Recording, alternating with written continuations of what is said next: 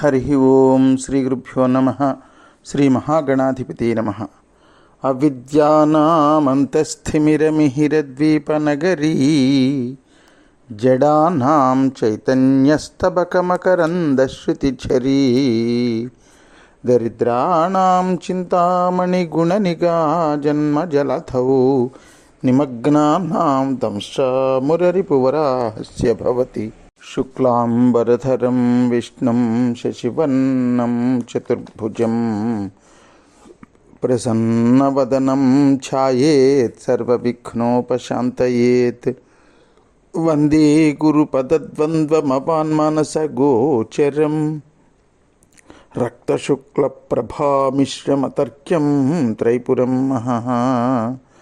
సానందమానందవనే వసంతం ఆనందకందం హతపాపబృందం వారాణసీనాథమనాథనాథం శ్రీ విశ్వనాథం శరణం ప్రపద్యే.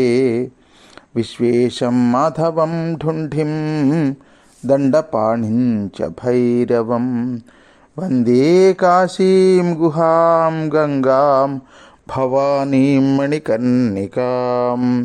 హర నమః పార్వతీపతయే. హర హర మహాదేవ శంభో శంకర.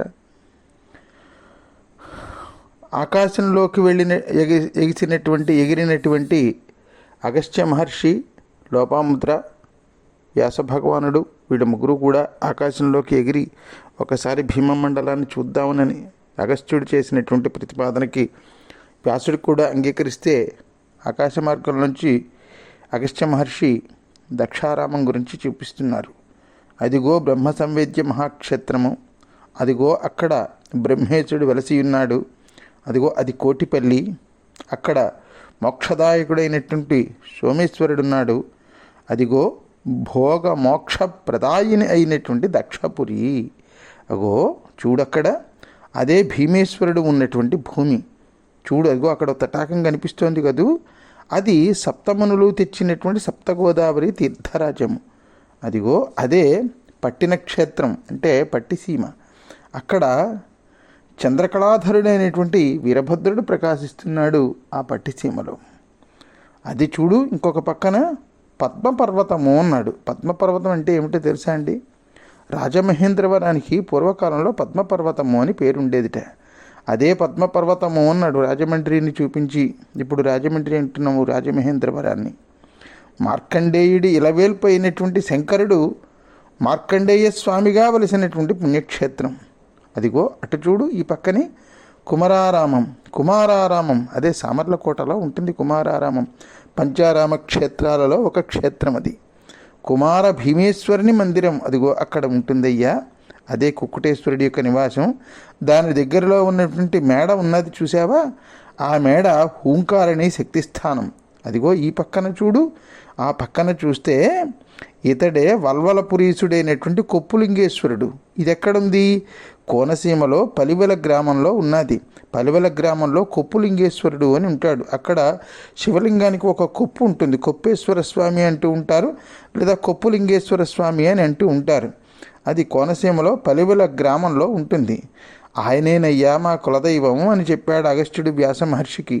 కుండలీశ్వర కుండలుడగు సంగమేశ్వర స్వామి అదిగో అక్కడ ఉన్నాడు చూడు, అదే పుణ్యక్షేత్రమైనటువంటి కుండల ముఖక్షేత్రం. దాన్ని ఇప్పుడు కుండలేశ్వరం అని పిలుస్తున్నాం మనం అని అగస్త్యుడు ఆకాశంలోంచి వ్యాసుడికి ఆ భీమమండల పరిసరాలన్నింటినీ చూపించాడు.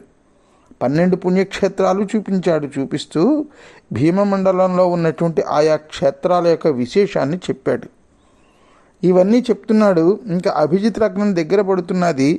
అభిజిత్ సమయం దగ్గర పడుతున్నటువంటి ఆ విషయాన్ని గమనించి దక్షవాటికకి వెళ్ళడానికి సుముహూర్తం ఇదే అని, ఆ సుముహూర్తం ఆసన్నమైంది అనుకుని ముగ్గురు కూడా ఒక్కసారిగా ఆ శిష్యవర్గం దగ్గర వీళ్ళ శిష్యులను ఎక్కడైతే అంతకుముందు కూర్చోబెట్టారో ఎక్కడ కూర్చోబెట్టారు? త్రికూట దివ్య భవనము అని ఓంకార క్షేత్రంలో త్రికూట దివ్య భవనం అని అక్కడ కూర్చోబెట్టారు. అక్కడికి వీళ్ళు మళ్ళీ దిగారు. ఆకాశం నుంచి దిగి అప్పుడు వాళ్ళందరూ కలిసి సాక్షాత్తు కైలాసానికి సమానమైనటువంటి దక్షారామ పురానికి బయలుదేరారు. అక్కడ నుంచి ఆ దారిలో, ఎందుకంటే దగ్గరలోనే కదా ఉన్నారు, వాళ్ళ మకాం ఆ దగ్గరలోనే వేసుకున్నారు. అక్కడ నుంచి ఆ దక్షారామపురానికి వెళ్ళే దారిలోనిటండి ఏమేమి చెట్లు ఉన్నాయో వర్ణిస్తారు. అరటి తోటలు, మారేడు వృక్షాలు, ద్రాక్ష తోటలు ఉన్నాయి. అప్పట్లో ద్రాక్ష తోటలు కూడా ఉండేవన్నమాట అక్కడ. ఖర్జూరం, నారింజ తోటలు, ఇలాగ ఇంకా పనస, వెలగ చెట్లు, నేరేడు చెట్లు, ఇలాగ ఎన్నో రకాలైనటువంటి పండ్లనిచ్చేటటువంటి చెట్లు, చెరుకు తోటలు, వరి పొలాలు, వరి పండేటటువంటి పొలాలు, చక్కగా వరి పండేటటువంటి పొలాలు, గోదావరి నదీ జలాలతోటి, పువ్వుల తోటలు, అటు ఇటు ఉన్నటువంటి కంది చేలు, పెసర చేలు, మినువుల చేలు, శనగ చేలు, గోధుమలు కూడా పండించేవారట పూర్వకాలంలో అక్కడ. గోధుమ చేలు, నువ్వుల చేలు, ఉలవ చేలు, పత్తి, బొబ్బర, జొన్న, గంటెలు, చోళ్ళు, ఇలాగ రకరకాలైనటువంటి ధాన్యాలు, రకరకాలైనటువంటి పళ్ళు, రకరకాలైనటువంటి పువ్వులు, ఇవన్నీ ఇచ్చేటటువంటి తోటలు, చేలు, పొలాలు ఇవన్నీ చూశారు. ఈ పొలాల యొక్క వైభవాన్ని కళ్ళారా చూస్తూ కళ్ళు నిజంగా కన్నుల పండుగ అయిపోయింది వాళ్ళకి. ఆ కన్నుల పండుగగా చూస్తూ చూస్తూ చూస్తూ మెల్లగా దక్షారామ పొలిమేరలకు ప్రవేశించారు. సరిగ్గా అప్పటికి సూర్యుడు నడినెత్తి మీదకి చేరాడు. అప్పుడు అగస్త్యుడు అది గుర్తించి, వ్యాసమహర్షి ఇదే అభిజిత్ వేళ అని అన్నాడు. పరమ సంతోషంతో ఆ మనస్సంతా ఉప్పొంగిపోతూ ఉండగా అందరూ దక్షవాటికలోకి ప్రవేశించారు. దక్షవాటికలో ప్రవేశించి మొట్టమొదట వాళ్ళు కర్ణికారాంబిక మహాంకాళి అని ఉంటుంది ఒక అమ్మవారు. ఆ అమ్మవారిని గోగులమ్మ అంటారు. నిజానికి ఆ అమ్మవారి పేరు కర్ణికారాంబిక మహాకాళి. ఆ గోగులమ్మ గుడికి దగ్గరలో ఉన్నటువంటి సూర్యవీధికి వెళ్ళారు. అక్కడ నుంచి భీమేశ్వర స్వామి వారి యొక్క పశ్చిమ ద్వారం చేరారు. అప్పుడు అగస్త్యుడు అన్నాడు, వ్యాసమహర్షి చూశావా, ఈ దక్షపురము దక్షిణానందకాననమై, అంటే అక్కడ ఆనందకాననం అంటే ఏమిటి? కాశీ. అలాగే అది ఉత్తర భారతదేశంలో. ఇక్కడ దక్షపురము దక్షిణానందకాననమై అంటే దక్షిణ కాశీ అయి స్వర్గవాసులకు నివాసంగా ఉన్నదయ్యా. దక్షిణపు కాశీ అవు దాక్షారామం ఇది. ఇక్కడ గోపురములు గోమేధికాది రత్నముల మణికాంతితో ప్రకాశిస్తూ ఆకాశాన్ని అంటుతున్నాయి.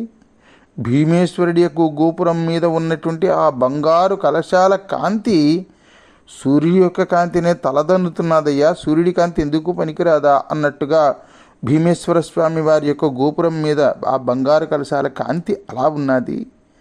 ఇక్కడ దేవాలయాల్లో దేవతావర్గం అంతా కూడా నివసిస్తూ ఉంటారు. ఇక్కడ ప్రతి నిత్యము కూడా అప్సరసలు నాట్యం చేస్తూ ఉంటారు. పూర్వకాలంలో చేసేవాళ్ళు లేండి, ఇప్పుడు ఎందుకు వస్తారు? ఇది మనం కలికాలం కదా. ఇప్పుడు ఆ నాట్యం చేసేటటువంటి అప్సరసలు వేరే ఉన్నారు. సరే, వివిధ వస్తువులను అమ్ముతున్నటువంటి అంగళ్ళ మీద గంధర్వ, యక్ష, విద్యాధరులు కూర్చుని ఉంటారయ్యా. ఇక్కడ ఉత్సవములందు వినిపించేటటువంటి ఆ శంఖం వాయిస్తూ ఉంటారు ఉత్సవాలప్పుడు. అలాగే మృదంగాలు వాయిస్తూ ఉంటారు, శంఖాలు వాయిస్తూ ఉంటారు. ఆ వాయించేటటువంటి శంఖాల యొక్క శబ్దం, వాయించేటటువంటి మృదంగం అంటే మధ్యలా మొదలైనటువంటి వాయిద్యాలు, ఆ వాటి యొక్క ఆ శబ్దాలు, అవి వినేవాళ్ళకి ఆ శబ్దం వింటే చాలుట.